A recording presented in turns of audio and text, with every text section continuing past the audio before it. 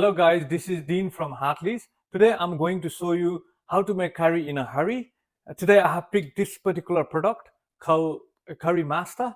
Curry Master is a complete curry mix and it does the varieties of flavor like vegetarian, meat, fish, take a pick, and we sell them at Hartleys. So please come and check out. Today I picked the one called Kasiko Masu. It's a Nepalese word. Khasi means goat, masu means meat. In other words, this is a curry mix for goat meat. And with this one, this particular product, usually you don't need anything. You just need your protein or vegetable. And all the instructions are here. It's very simple, very easy. Only thing I will do slightly different is it does not say to brown the meat. It makes a huge difference when you brown the meat. But today I'm tweaking a bit. I'm adding few extra bits, not a lot, few extra items just to give that extra flavor. Now I'm gonna show you how it's done. All right, guys, as I've already explained, you don't need all these things. You can just use Curry Master. But today I've got goat meat. We also sell them in Hartleys. Then we got bay leaf here. We got one onion. We got a tomato. And we also got ginger and garlic paste. Usually I make my own ginger and garlic paste, but today we're trying to show you the quick way to make curry. So I've done a bit of cheating. This is already pre-mixed ginger and garlic paste. You can buy this in Hartleys too. So now let's start with the onion first. I'm just gonna slice the onion.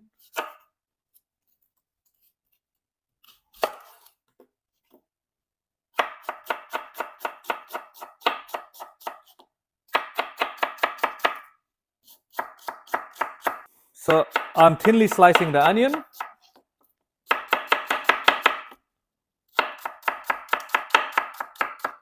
So onion done. And now I'll do same to the tomatoes. I'm again thinly slicing because you want tomato to cook really fast. So thinner the slices is, better, quicker it's gonna cook.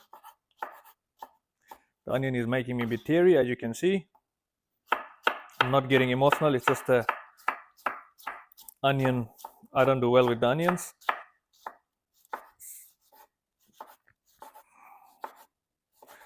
So done. Now we're gonna get our curry mix ready.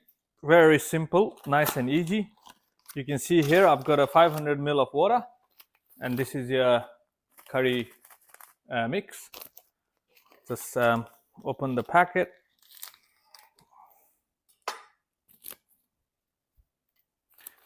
And you don't have to use a beer glass. And then you just simply drop all the mixes here. You can always add the mix, put the meat mix first and then put the water.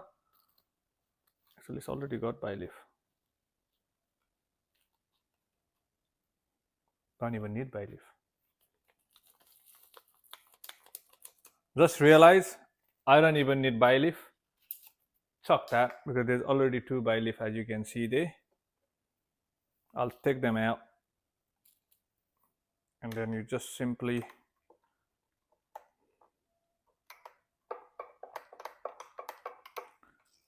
do the mix. I'll show you why I've taken the bay leaf out, because bay leaf is really good to flavor the oil.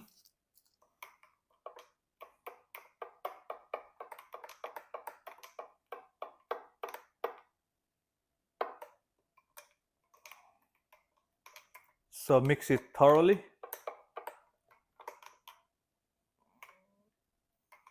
I'm pretty happy with that. Now I'll show you how we assemble everything together. So first up, you heat the pan. I've got a wok here. So I always like to start with a high heat first.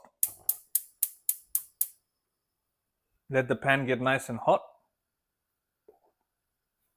You might be able to see in the screen the pan is smoking. That means it's really hot now. So what I'll do now is reduce the temperature, bring it down to low. You can use oil, olive oil or vegetable oil, but today I prefer ghee. Just adds that extra flavor. But you don't have to use a ghee, but I'm just using ghee. A nice dollop of ghee. You can get varieties of ghee in Hartleys too. So let all the ghee melt. Once the ghee is melted, do you remember that bay leaf that I've taken out from the curry mix? That goes in first. Don't worry if the bay leaf is getting a bit dark. You actually want to burn the bay leaf because this bay leaf really flavors the oil, and that's what you want. You can see here it's getting a bit charred. Once the flavor of the bay leaf is infused in the oil, I'll add the onion that I cut earlier.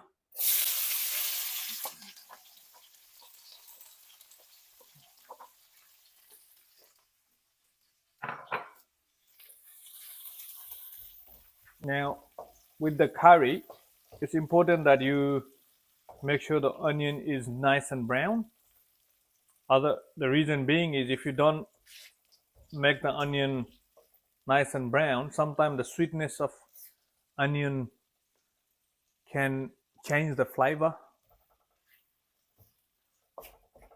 So I can now start increasing the heat a bit. You can go high again. Let the onion nicely fry. So you can see now onion is started sweating a bit, but don't get fooled by this. It's still not ready. You want brown, like nice brown. And in a minute you'll see, I'll show you when it's nice and brown. Now it's browning up a bit. You can see some of the onion is already browning. This time it's very crucial you reduce the heat, otherwise you will end up burning the onion instead of browning the onion. So that's very, very important. Now the onion is nice and brown. Next up, I'll add the ginger and garlic paste.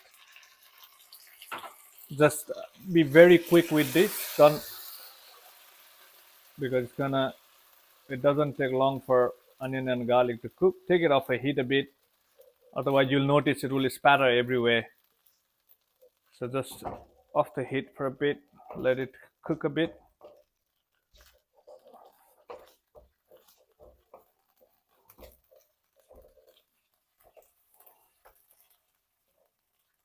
And increase a bit of heat again. Now I'll start adding the meat slowly. Try not to put all the meat at once, because sometimes when you do that, you'll notice there's a lot of liquid comes out of the meat. So you just put a little bit at the time, let it brown a bit, then you add a bit more. You can now put the heat full again.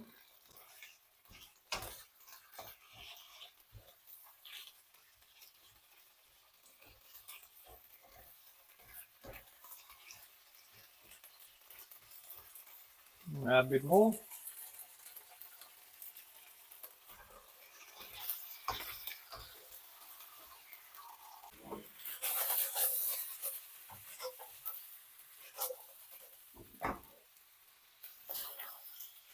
So make sure the meat is nice and brown. Also with lamb and goat, it's very important you brown the meat properly. It just gets rid of that gamey flavor. As you can see here, the meat is nice and brown now. Now we'll add our tomatoes.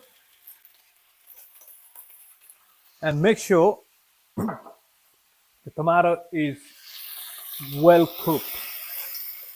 But then again, like onion, like I said earlier, you don't want onion that's not brown. You also don't want tomatoes that's not cooked properly. That's why I cut it really thin earlier, so it cooks faster. I mean, if you have time and you want to wait a bit longer, you can cut it however you want. But I find that when you thinly slice it, it's a lot faster. It cooks a lot faster. Now at this stage you can also add some salt, however much you want. Everybody has different tastes, different tolerance when it comes to salt.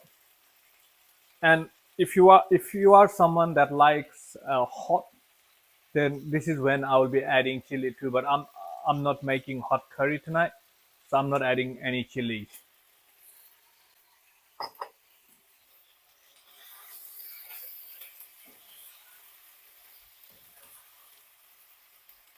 Now, as you can see, there is no raw tomatoes, and you can see when it's ready.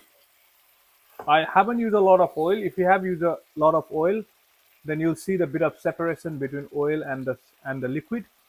But here you can see it's all the tomato has turned into a bit of sauce. That means the tomato is now nice and well cooked. Now what we will be doing is that curry mix from the Curry Master curry mix. We'll be adding that now.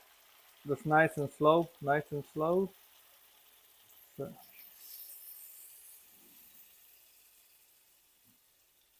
you can use a bit of water to rinse this out. Don't waste those goodies.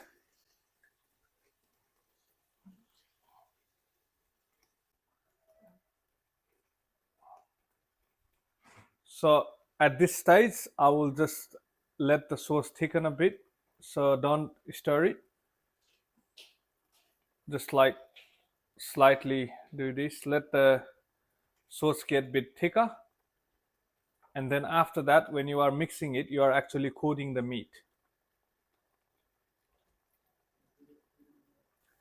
As we all know, there is all different kind of ways of tenderizing the meat.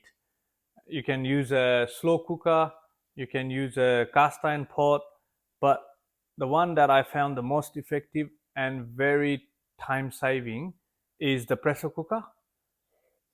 With the cast iron pot, with the goat meat or lamb, it can take, depending upon the quality of the meat, it can take anywhere from hour to 2 hour.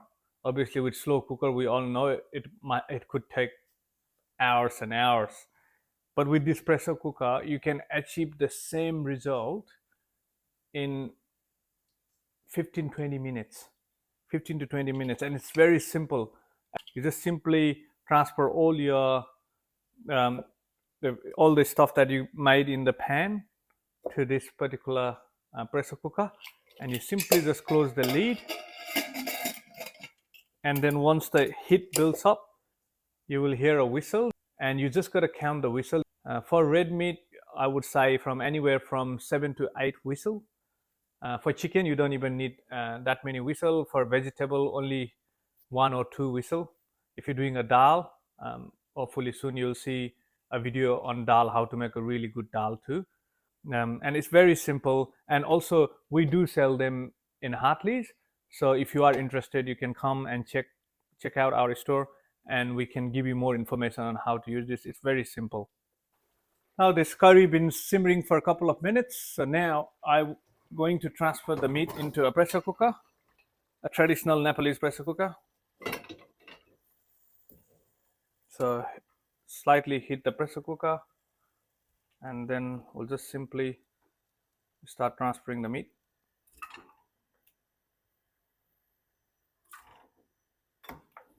It's been quite simple, isn't it?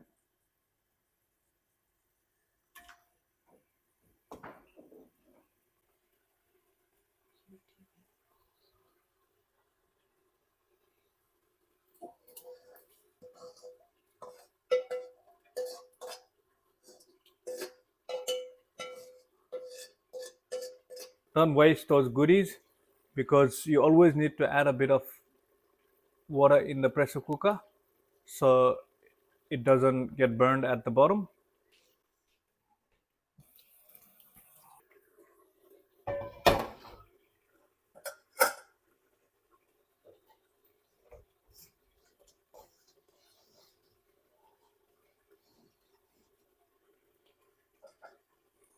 Here you can see I've added a bit more liquid.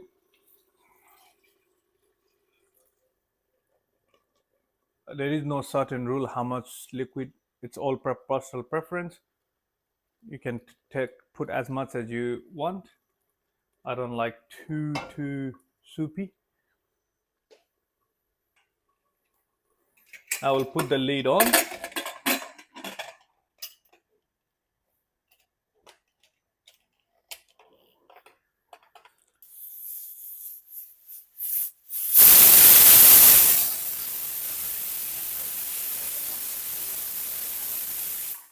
And this is how it sounds like when it whistles. As you can see, that thing goes up. If it's not whistling for some reason, that means you haven't sealed the lid properly. Here you go, guys. This is the final result of curry in a hurry. It probably took me, give or take, 25 to 30 minutes. And you can see, thanks to our pressure cooker, the meat is literally coming off the bone. I probably put about 8 whistles. And I've got some basmati rice here, and I'm gonna try this and let you guys know how it turned out. Now let me try this.